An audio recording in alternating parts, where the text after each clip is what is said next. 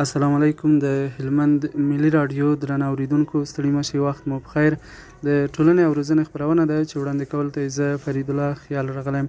درنو اوریدونکو، په دغه خپرونه کې نن په قناعت او صبر باندې بحث کیږي. دا چې قناعت څه دی، صبر څه دی، څنګه کولی شي یو انسان چې ځان ته قناعت حاصل کړي، لارې چارې څه دي. نن به په دغه خپرونه کې پر همدې موضوع باندې بشپړ بحث کیږي. په خپرونه کې را سره دیني عالم مولوي احمد شاه نعماني صاحب را سره مېلمه دی. نعماني صاحب ستړي مشئ، بخیر راشئ خپرونې ته. بسم الله الرحمن الرحیم، نحمده ونصلي علی رسوله الکریم، اما بعد. د هلمند رادیو قدرمن اوریدونکو ته اولا السلام علیکم ورحمت الله وبرکاته. هلمند ټول همکاران د هلمند رادیو او اوریدونکي به جوړ او روغ وي او الله پاک دې موږ ته ښه ژوند را نصیب کړي. ډیره زیاته مننه نعماني صاحب، کور ودان چې بلنه مو ومنله او خپل معلومات له اوریدونکو سره شریکوئ. جزاک الله، الله تاسو ته جزا د خیر درکړي. ډیره زیاته مننه نعماني صاحب. که فایل یې له دې نه وشي چې د قناعت او صبر ترمنځ څه توپیر شته، په دې اړه لږ وضاحت ورکړئ. بلې ډیره ښه موضوع ده، قناعت او صبر. الله پاک دې موږ ته پر ټولو مشکلاتو ناخوالو باندې د صبر توفیق راکړي او خپل پر ژوند یې الله موږ د قناعت توفیق راکړي. نو قناعت او صبر چې دی، صبر خو بیا وروسته تشریح کړو چې هغه پر 3 قسمه دی. لنډ مختصر فرق یې دا دی چې صبر پر غمو پر مشکلاتو باندې حوصله کول او زغم کول، دې ته وایي صبر. چې مشکل پیښ شو او انسان چې دی جزع فزع او فریاد ونه کړي، دې ته وایي صبر. او قناعت دا دی چې انسان خپل چې دا اوس کم نعمتونه الله پاک ورکړي، زندگی الله ورکړي، مال او اولاد الله ورکړي، کله ژوي کې ډېر دی پر دغه لږ شي باندې قناعت کوي، یعنی دی پر دغه باندې راضي وي، نو دې ته وایي قناعت. بله، ډیره زیاته مننه نعماني صاحب. د قرآن کریم او احادیثو په رڼا کې د صبر مقام څه ډول بیان شوی دی؟ دا هم ډیره ښه پوښتنه ده. پر دې برابر باندې خو نو علماء کرامو ډیر څه لیکلي دي. په قرآن کریم کې الله پاک او نبی علیه الصلاۃ والسلام په خپل حدیثو کې، علماء کرام په خپل ملفوظاتو کې پر دې ډیر بیانونه کړي دي. او الله پاک په قرآن کې پر دې باندې موږ ته ډیر آیاتونه په قرآن کې پر نبی علیه السلام نازل کړي دي او موږ ته یې ښوولي چې په قرآن کې د دې ډیر زیات فضایل دي چې څوک صبر کوي. نو پر دې برابر به یو آیات شریف درته وایو او بیا به حدیث بیان کو. قرآن کې الله پاک وایي یا ایها الذین آمنوا استعینوا بالصبر والصلاة. الله وایي ته زما څخه کومک غواړئ په صبر او لمانځه سره. استعینوا بالصبر والصلاة ان الله مع الصابرین. بېشکه الله ملګری د صابرانو دی. څوک چې صبر کوي الله ملګری د صابرانو دی. صبر پر غم کوي، صبر پر لوږه کوي، صبر پر حالاتو کوي، نو الله پاک وایي زه ملګری د صابرانو یم. او بل ځای کې الله پاک وایي انما یوفى الصابرون اجرهم بغیر حساب.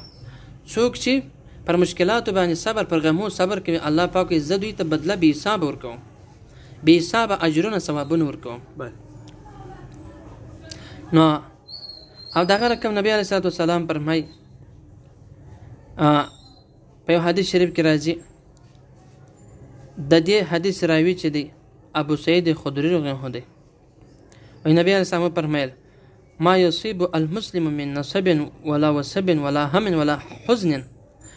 وای ابو سعید فرمایل چې نبی علیه السلام فرمایله کوم مسلمان ته چې کوم تکلیف یا درد یا پریشانی و غم یا خفګان ورسیږي او ان تر دې چې یو اغزی په پښه کې جګ سي، الله تعالی په بدله کې ګناه وربخشي. یعنی چې دا مسلمان را ولاړ سي، دی پر دې غم باندې چې شو کې صبر وکړي، غم خفګان پریشانی پر دې باندې صبر وکړي، کڅم د په پښه او بدن باندې یو ځوز جګ سي، یو اغزی جګ سي، بیا هم الله پاک په دغه سره د ګناهونو ورماپوي.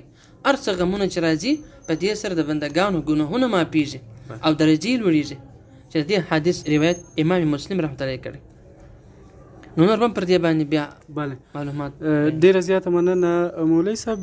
قناعت شی دی، یو مسلمان ته څنګه قناعت پیدا کیږي؟ قناعت خو موږ مخکې ویل چې قناعت دا دی چې انسان ته الله پاک زندگی ورکړي، مال او اولاد نعمتونه ورکړي، دی پر دغه باندې قناعت کوي، که څه هم لږ وي بیا هم دی خپل پر دغه حال باندې راضي وي، قانع وي، نو قناعت انسان کې داسې پیدا کیږي چې دی دې ته وګوري وایي که ته غواړې چې خپل ژوند کې خوشحاله اوسېږې نو تر ځان کښته خلکو ته وګوره په دنیا کې په لحاظ دنیا تر ځان کښته ته وګوره او په باب کې د دین تر ځان وړو خلکو ته وګوره د دین په باره کې تر ځان وړو ته وګوره چې پلانی څونه نیک سړی دی څونه ښه اعمال کوي ښه وظیفې کوي ښه کارونه کوي صدقې او خیراتونه کوي د دین په باره کې لوړ ته وګوره نو تا سره به شوق د دین پیدا شي د دنیا په لحاظ تر ځان کښته ته وګوره چې زه خو لا هغه یم یو کور لرم یو لږ مځکه لرم یو وسایل لرم هغه بل تر ما داسې لوېدلی دی چې نه کور لري نه مځکه لري نو د دین د دنیا پر برابر تر ځان کښته خلکو ته وګوره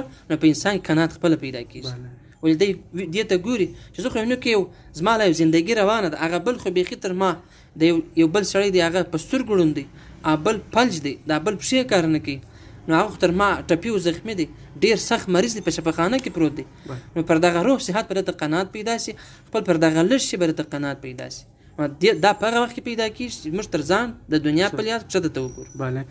ډېره زیاته مننه. کومې عملي لارې چارې شته چې موږ پرې قناعت خپل کړو؟ نو لارې چارې خو د دې دپاره ډېرې ضروري چې موږ کې قناعت او صبر راشي. ما درته ویل لارې دغه چې موږ کې قناعت پیدا شي چې موږ همیشه د نورو مسلمانانو پر زندګۍ باندې نظر واچو. او صحابه کرام چې انبیا علیهم السلام پر هغو باندې سخت حالات راتله. اشهد البلا الانبیا ثم الامثل فالامثل. وایي سخت تکلیفونه چې راغلي پر انبیاو راغلي په هر لحاظ باندې. نو که موږ خپل په کور او کلي ټولنه کې داسې اشخاص ته وګورو چې هغه تر موږ ډېر غریبان وي، تر موږ ډېر مسکینان وي او ډېر لوېدلي یتیمان وي، مساکین وي، نو به موږ کې قناعت خپله پیدا شي. ځکه چې به یاره زه خو یو څه لرم، هغه زما بل همسایه دوست قریب او تر ما رالوېدلی، نو به انسان ته خپله قناعت پیدا شي. ډېره زیاته مننه نعماني صاحب. د قناعت نشتوالی په فرد او ټولنه کې څه ډول ستونزې راولاړولی شي؟ بلکل ستونزې به یې ډېرې وي. ځکه اوس ګوره زموږ په دغه ټولنه کې اوس وخت کې نه دا د خلکو دا ډېره بېقراري قناعت نه کوي، دا ډېرې ستونزې راولاړوي. ځکه په کور کې یو کورنۍ غړي وي، قناعت نه یوې خوا ته ځي، بلې خوا ته اختلافات جوړېږي. که موږ قناعت ونه کړو په ټولنه او په کور کلي کې به اختلافات وي، سخت مخالفتونه به وي، اختلافات، جنګ جګړې او دا ټول خفګانونه پریشانۍ د چی څه پیښیږي چې موږ قناعت نه کوو خپل پر زندګۍ. الله پاک نعمتونه بې شمېره راکړي. یو بزرګ ته یو څوک راځي ورته وایي زه داسې مسکین یم، لوېدلی یم، فقیر یم، ته یو 2 راته وکړه. هغه ورته وایي خپل سترګې په 2 راکوې، په 50 لکه یې راکوې. وایي یا نو ته کوم یې چې مسکین یې؟ وایي خپل دا ژبه په 2 راکوې، دا خپل روح صحت په 2 راکوې، په 100 لکه یې ورکوې. وایي یا نو ته کوم یې چې مسکین یې؟ نو دا روح صحت، دا ژوند، دا څونه نعمتونه دي. موږ باید قناعت وکړو. دا اوس ګوره الحمدلله اسلامي نظام دی او ښه امن دی، استقلال او ازادي ده، ښه ښایسته امن الله پاک راکړی چې داسې امن په هېڅ ملک کې نشته. مګر بیا هم خلک ویني څوک پاکستان ته روان دی، څوک نورې خارجي ممالکو ته روان دي، امریکا او چین او جاپان ته روان دي، پر داسې لارو باندې ځي چې بیا د سلو خطراتو سره مخ وي. دا څه وجه ده چې موږ قناعت نه کوو. که موږ په دې ملک قناعت وکړو، خپل پر زندګۍ باندې قناعت وکړو، د رزق وعده خو الله پاک را سره کړي، رزق خو الله راکوي. وما من دابة فی الارض الا علی الله رزقها. رزق خو د ټولو پر بندګانو پر الله دی. او نبی علیه السلام فرمایي که زه د الله پر ذات داسې توکل وی لکه مرغان چې خپل د ځالګۍ څه سار په هوا سي نو دوی وږي او ججیر یې تش وي، او ماښام چې راځي ماړه او په ډک نس باندې راځي خپل ځالګیو ته. ځکه مرغانو له د الله پر ذات دونه توکل دی چې نه تجارت ته نه کسب شته. نو که زموږ د الله پر ذات دومره توکل وای او قناعت مو وای، نو به الله موږ ته د غیب څخه داسې رزق راکولی. د رزق وعده زموږ سره الله کړې. موږ باید خپل پر ژوند باندې راضي و، خوشحاله و، قناعت وکړو. دا نه چې ستو دورې زغلو بیا پریشان وي. بله، ډېره زیاته مننه. کوم نبوي احادیث شته چې د قناعت فضیلت پکې بیان شوی وي؟ نبی اکرم صلی الله علیه وسلم څخه روایت دی چې ته وفرمیل چاته چې الله تعالی د خیر اراده وکړي نو هغه څخه څه واخلي، یعنی د هغه له مال، اولاد او یا بل څه څخه یو شی ته تاوان ور ورسوي. مطلب دا چې چاته کوم مصیبت ورپېښ شي او دی پر هغه باندې صبر وکړي نو دا اجر او ثواب باعث دی. او که ورباندې دی فریاد کوي نو بیا دی په دې سره تاواني وي. نو موږ داسې کوی چې موږ قناعت پیدا شي په هغه صورت کې چې موږ څه وکړو، پر ټولو مصیبتو باندې صبر وکړو که الله پاک موږ څه مال واخلي که اولاد راڅه واخلي که موږ ته بل تاوان ورسیږي که موږ پر دې باندې څه شي وکړو راضي اوسېږو رضا بالقضا اوسېږو د الله په فیصله راضي اوسېږو نو دغه ټول صفات په موږ کې بیا راتلی شي چې هغه د صبر او قناعت دي. بله ډېره زیاته مننه. صبر څو ډولونه لري؟ مثلا د سختیو پر وړاندې صبر دی، د ګناه پرېښودو پر وړاندې، همدغسې د عبادت کولو پر مهال. په دغه اړه کې لږ وضاحت ورکړئ. جزاک. دا هم ډېره ښه پوښتنه ده چې صبر پر څو قسمه دی. نو علما کرامو صبر پر 3 قسمه ویشلی. یو صبر چې دی علی الطاعت، یو صبر پر عبادات او طاعات باندې دی، بل صبر عن المعصیت د ګناه څخه ځان راګرځول، بل صبر چې دی علی المصیبت پر مصیبت باندې دی. نو صبر څو 3 قسمه. یو صبر دا دې ته هم صبر ویل کېږي چې یو ځوان دی، یو مسلمان دی، که نر وي که ښځه، ځان د ګناه ساتي، بد نظري، غیبات، شکنځل، حرام، د هر ګناه د هر منکر څخه ځان راګرځي، دا هم صبر دی. خو دا هم زور غواړي، پر نفس پر زړه باندې تکلیف تېرېږي، نو دی خپل پر ځان تکلیف تېرېږي، دا ګناه نه کوي، دا ګناه څخه ځان ساتي، نو دا هم یو قسم صبر شو.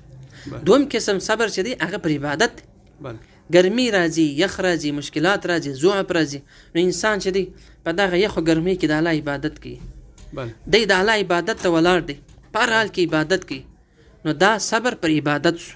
نه ځکه دی په هر حال کې عبادت کوي د الله، روژې نیسي، حجونه کوي، عمرې کوي، صدقې کوي، دی پر ځان تکلیف تېري، دا صبر پر عبادت شو.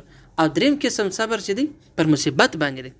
په یو کور کې خدای نه کرده غم رالی، پریشانی راله، مصیبت رالی، ټپ زخم رالی، او په مال او په اولاد کې نقصان رالی، او انسان مریض و، پریشانی او غمونه پر راله، دی پر دغه مصیبت باندې صبر کوي، نو دا بیا دریم قسم صبر دی.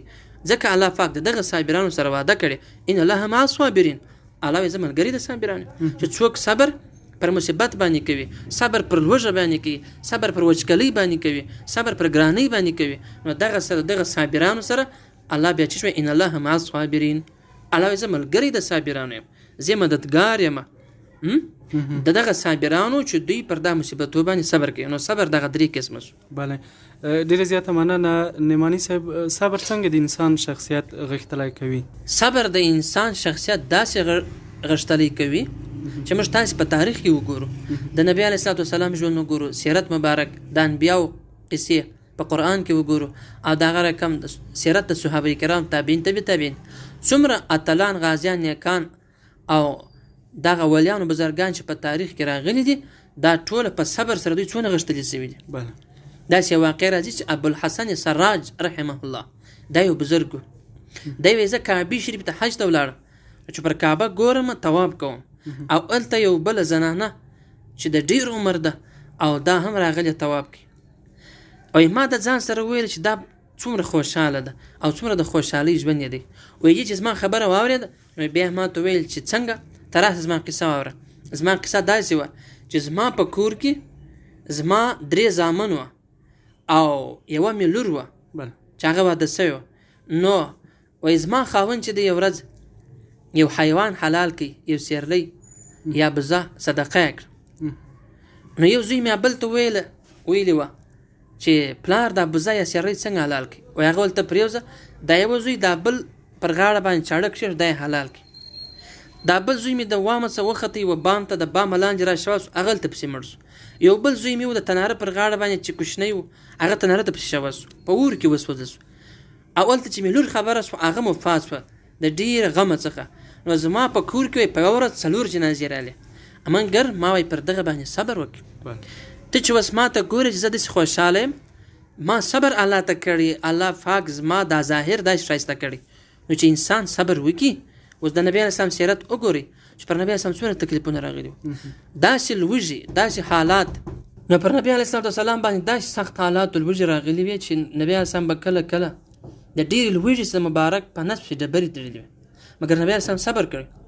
الله پاک وحی ورته کوي، وایي که ته غواړې زه به د مکې غرونه تا ته سره زر کړم، د مکې غرونه. نبي علیه السلام یا زه داسې ژوند غواړم چې یو ورځ موړ یم صبر وکړم، شکر وکړم، یو ورځ موړ یم شکر وکړم، بله ورځ وږی یم الله ته صبر وکړم. که نبي علیه السلام غوښتي وای د مکې غرونه به ته د سره زر وای، مګر بیا هم نبي علیه السلام صبر کوي، او سخت حالات چې پر دوی باندې راتلله نبی علیه السلام پر دغه نو د نبی علیه السلام شخصیت وګوره د هغه مبارک عادات و صفات او دغه مبارک عادتونه دغه شجاعت و غیرت په څومره اندازه و. بیا د صحابه کرامو د وګوره چې هر صحابي هغه څنګه اشخاص و څنګه شخصیتونه و هغه چې هر یو د علم د سخاوت او دغه رقم د تقوا یو مثال و. تابعین وګوره امام اعظم ابو حنیفه رحمة الله چې هغه څنګه شخصیت و چې د صبر درلودی خلکو به الفاظ پسې ویله خلکو به دی په خوله زیروي مګر ده به بیا هم صبر کوي. الله پاک ده ته داسې څنګه شخصیت و څومره د دین خدمت یې وکړي. دغسې نور اشخاص موږ تاسې په داوه زمانه کې موږ تاسې وګورو چې په دې تیر 20 کلن اشغال کې چې یهودو نصارا ټوله راله او زموږ تاسې پر دې ملک باندې یعنې چاپې بمبارونه او مجاهدین بیا بندیان کوله هر کم حالات وږي تندې سخت مشکلات چاپی بمبارونه دا ټول زموږ پر ولس تېرېدل خو د ولس د مجاهدینو د علماو صبر کړی و. داسې دوی خپل په ځان کې صبر راوستی دوی بیا داسې اشخاص جوړ شوله چې اوس دا د ما تا ته الله اسلامي نظام راکوي د اسلامي نظام څخه برخمن شولو. دا څه وه دلته اشخاص وه غښتلي اشخاص وه دغه غښتلو اشخاص د برکته چې فدایان مجاهدینو قرباني یې وکړلې صبر یې وکړي پر حالاتو یې صبر وکړي پر لوږو یې صبر وکړي پر بمبارو یې صبر وکړي پر ټپو زخمو بند باندې صبر وکړي. الله پاک دغه بدله کې بیا داسې اسلامي نظام راکړي. دا دغه اشخاصو برکت و. کم اشخاص چې هغه صابرین وه هغه قناعت کوونکي وه. بله ډېره زیاته مننه مولوي صاحب. د هغو کسانو لپاره څه پیغام لرئ چې د ژوند له ستړیاو او ازمایښتونو څخه ستړي شوي وي؟ موږ تاسې باید د ژوند د ازمایښتو ته ستړي نه سو ځکه بزرګان فرمایي علما کرام چې تاسې د حالات څخه متاثره کېږي. حالات در باندې راځي ازمایښتونه راځي مشکلات او غمونه راځي که څه دا خو پر انسان باندې ډېر ګرانه تمامیږي خو باید موږ پر دې باندې یعنی کمزوري نه سو ورته بلکې بزرګان پر تاسې حالات راځي د حالات څخه متاثره کېږي مه او د اعمال څخه غافله کېږي مه او د الله د رحمت څخه من امیده کېږي. همیشه د الله پاک رحمت ته امید ولرئ ځکه وتلک الایام نداولها بین الناس. الله پاک چې دا ورځې اړوم را اړوم که ته نن چیرې غمجن یې په امتحان و ازمایښت کې سبا بیا ته خوشحاله وایي په هر غم پسې خوشحالي ده په هر مشکل پسې په هر سختۍ پسې اساني ورپسې ده. نو که ته نن په سختۍ کې په تکلیف کې په غم کې سبا ورځې د خوشحالۍ ده نو امیده کېږم. ځینې کسان امیده شي نه و یاره عجبه پوروړی یم عجبه مریض یم او داسې یم او داسې یم نه ته مایوسه کېږه مه ته د الله رحمت ته امید ولره چې زه نن که زه په مشکلو په غم کې یم نو الله پاک به سبا ما ته خوشحالي راکړي د غمونه به ټول ختم سي دغه ازمایښتونه تکلیفونه به ټول ختم سي زما به سبا ورځ روښانه. نو موږ باید آینده په تمه اوسېږو د الله د رحمت په تمه اوسېږو. ان الله یغفر الذنوب جميعا او لا تقنطوا من رحمت الله. الله ته زما د رحمت من امید کېږه ان الله یغفر الذنوب جميعا انه هو الغفور الرحیم. هغه غفور دی هغه رحیم دی مهربانه دی. موږ باید هیڅ وخت نا امید نه شو. ډیره مننه. د پیغمبرانو علیه السلام له ژوند څخه کوم مثالونه راوړلی شي چې د صبر ښکلی درس راکوي؟ ډیره ښه پوښتنه. ډیر مثالونه شته.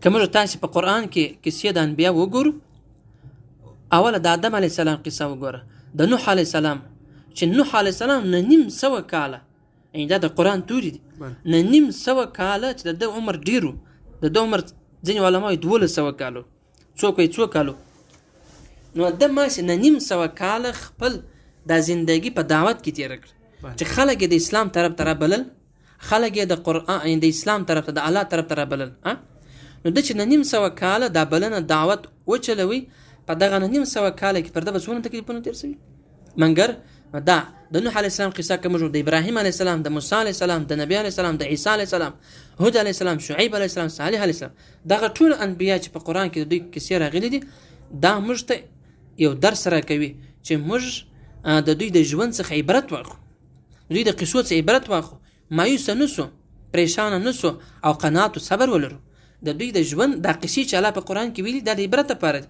اوس اول د ابراهیم علیه السلام قصه وګوره په قرآن کې د ابراهیم علیه السلام قصه چې الله پاک ورته وایي د خپل زوی دی حلال کړه بیا ورته وایي د خپل ښځو کوچنۍ بوزه پرې درس یې لکه بیا د الله پر دین باندې اور ته ولوېدی اور ته او دی په دغه وخت چې اور ته لوېږي ابراهیم علیه السلام جبرائیل علیه السلام ورته راځي الک حاجتون الک حاجتون یو حاجت لري که نه دی وایي اما الیک فلا حسبنا الله ونعم الوکیل تا ته حاجت نه لرم، زما دپاره الله کافي دی. و نعم الوکیل، نعم المولا و نعم النصیر.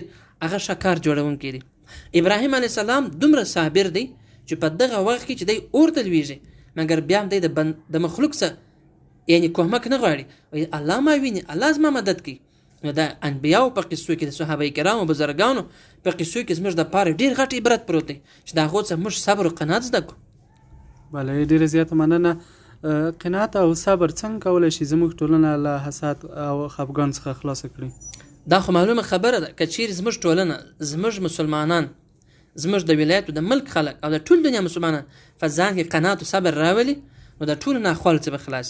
لکه په مخکې مثال درکړي چې زموږ د دې ملک خلک اوس ګوره چې نور دولتو ته روان دي، څوک امریکا ته روان دي، څوک برطانیې ته روان دي، څوک چیرې افریقا ته روان دي، څوک ایټالیا ته روان دي. دا څه وجه چې موږ قناعت نه لرو. دی په هغه سختو لارو باندې پر دریابو باندې دی سفرونه کوي او دی خپل ځان د مایانو خوراک ګرځي، اما دلته قناعت نه کوي. که چیرې موږ دلته قناعت وکړو نو به موږ د حیوانانو خوراک نه ګرځو. موږ باید خپل په دې عمل کې قناعت وکړو، خپل په دې عمل کې موږ باید راضي واوسېږو خپل په دغه ژوند باندې چې الله پاک موږ ته دغه اسلامي نظام را کړی، دا ښایسته نظام را کړی او دلته ښه نعمتونه را کړي او په دې عمل کې موږ ته امن را کړي.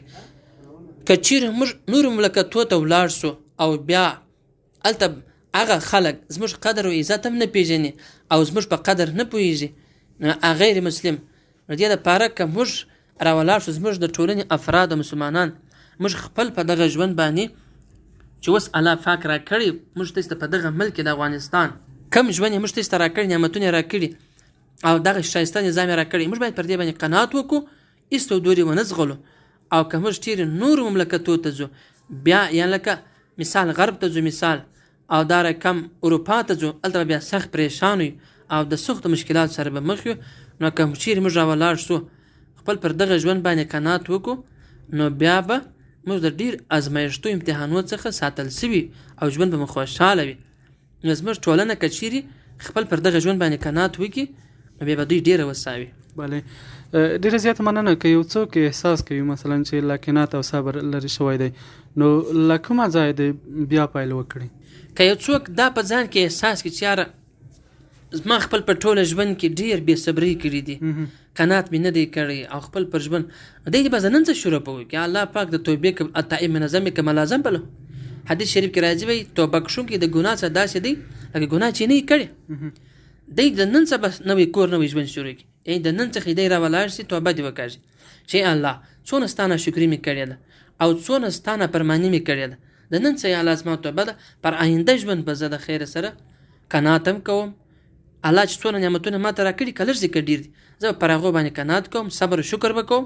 که دی شکر شروع کړي لئن شکرتم لازیدنکم ولئن کفرتم ان عذابی لشدید. که دا بنده راولاړ شي د نن څه دی شکر شروع کړي، نو الله وایي زه نور نعمتونه هم در کوم. دا چې اوس ګوره پر موږ باندې څه حالات راځي، دا زموږ د ناشکرۍ سره پېږدي. په وطنونو کې وګوره پر خلکو باندې اوبه کمیږي او کښتونه قسمه قسم مرضونه پر روان دي، ګراني ده، مشکلات، دا ټول زموږ د ناشکرۍ سره پېښ دي. زموږ خلک شکر نه ادا کوي، یعنې دوی بې صبري کوي، قناعت نه کوي. په دا وطنونو کې وګوره خلک ډېرې مځکې لري مګر بیا هم دوی ناشکري کوي. د یوه کال غله لري، د یوه کال خوراکه لري او مځکې لري، جایدادونه لري، مګر بیا چې ورته کښېنې یاره داسې مو کار خراب دی.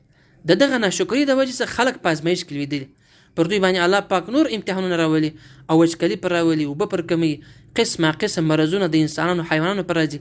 نو که موږ چیرې په ژوند کې ډېرې بې صبري کړي، نو راځئ چې نن څخه ټول توبې وکاږو، صبر او قناعت شروع کړو. ډېره زیاته مننه مولوي صاحب. د خپرونې په پای کې څه دعا یا پیغام لرئ چې زموږ د ژوند د سکون، صبر او قناعت سبب شي؟ نو باید زموږ پیغام خو دغه دی چې ټوله د خیر سره په د آینده ژوند کې موږ داسې قناعت وکړو او الله پاک د الله پاک څخه یې وغواړو چې الله موږ ته اسانه کړي. که موږ دا غواړو چې څنګه به موږ کې قناعت او صبر راشي، دې دپاره لوی شی دا دی چې ما مخکې درته ویل چې موږ رضا بالقضا واوسېږو. مولانا اشرف علي تهنوي رحمت الله چې په دیوبند مدرسه کې غټ عالم تیر شوی، د هغه څه د یو شاګرد یا په اصطلاح د یو مخلص خلیفه شاه عبدالغني پلپوري رحمه الله پوښتنه وکړه چې حضرت تر اخلاص لوی شی څه دی؟ تر اخلاص. نو مولانا اشرف علي تانوي رحمت الله ورته فرمایل تر اخلاص لوی عمل دا دی چې انسان رضا بالقضا اوسېږي، د الله پاک په فیصله باندې راضي اوسېږي. زموږ تاسې په دې ملک کې ډېرې داسې کورنۍ شته شهیدان پکښې سوي دي، یتیمان اوس هم لري، کونډې لري، یتیمان لري او بېوزله مسکینان خلک شته. نو که چیرې موږ راولاړ شو پر دغه حال باندې یعنې راضي اوسېږو، د الله په فیصله راضي اوسېږو. داسې ډېرې کورنۍ شته چې یعنې د ماښام پر ډوډۍ به د قدرت نه لري، داسې کورنۍ ډېرې شته چې د کور څه 4-5 شهیدان ورکړي. نو که دا خلک چیرې صبر وي، قناعت وکړي، نو دوی آینده ژوند به سم شي. بس دغه خبره په یاد ولرو چې موږ رضا بالقضا، چې یا الله ستا څنګه رضا ده موږ په هغه راضي یو. یا الله چې ستا څنګه موږ ته راپېښ کړي دي، کوم حال دې پر موږ راوستلی، که ټپ دی، که زخم دی، که مرګ دی، مثال که وچکلي ده، که ګراني ده، یا الله موږ پر دې باندې راضي یو. نو چې چیرې چې بنده د الله په فیصله باندې دی راضي سي، نو الله پاک بیا آینده ژوند ورسموي، نور نعمتونه مو ورکوي، ښه ژوند هم ورکوي. په دنیا او آخرت کې به دا بنده بیا کامیابي. دا په هغه وخت کې چې دا بنده چې شوي کې دی د الله په فیصلو باندې راضي. او داسې نه لکه په اوس وخت کې ډېر کسان داسې دي نه چې دوی ګیلهمن دي، بس موږ سره دولت داسې ونه کړه، موږ داسې ونه کړه، ګیلې شکایتونه سر تملي وي او قسم الفاظ وایي، تر خولې به شکایتونه کوي. دغه شکایتونه باید موږ ونه کړو، بلکې کله چې پر تا باندې مصیبت او غم راځي ته راولاړ شه، اودس تازه کړه، 2 رکعاته نفل وکړه، 4 رکعاته 10 رکعاته نفل وکړه، سورت یاسین ختم، قرآن ووایه او د الله پاک څخه بخښ وغواړه، د الله پاک څخه خپل حاجت وغواړه. ته چې کوم په زړه کې حاجت لري الله ستا حاجت در پوره کوي، مخلوق یې نشي پوره کوي. د الله څه وغواړه، الله زموږ خالق دی، الله زموږ مالک دی، د الله څه وغواړه. خو موږ چې دی شکایتونه د مخلوق څه کوو، پلاني زما سره داسې ونه کړ، دوست قریب داسې را سره ونه کړ، حکومت موږ سره داسې نه کړي. نو ته خو دغه نه ګرسه ته صبر الله ته وکړه چې حالات سم شي.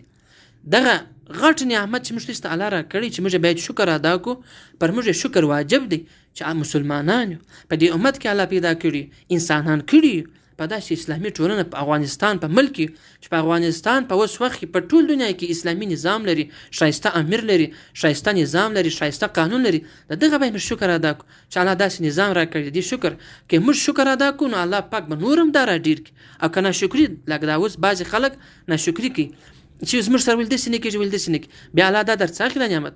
السلطان عادل ذی الله فی الارض، نیک بادشاه د الله رحمت دی په مځکه. نو الله موږ د شکر توفیق راکړي. بله، ډېره زیاته مننه کور ودان نعماني صاحب چې زموږ بلنه مو ومنله او خپل معلومات مو له اورېدونکو سره شریک کړل. الله پاک جزا د خیر تاسې او ستاسې اورېدونکو او کارکوونکو ته درکړي، الله د عمل توفیق راکړي. نو تر بیا سلام علیکم. ډېره زیاته مننه. د هلمند ملي راډیو درنه اورېدونکو دا وه د ټولنې او روزنې خپرونه چې تاسو ته مې وړاندې کړه. تر بیا بلې خپرونې تاسو ته ښې چارې، ښه وختونه، لویه لا مو مل شه.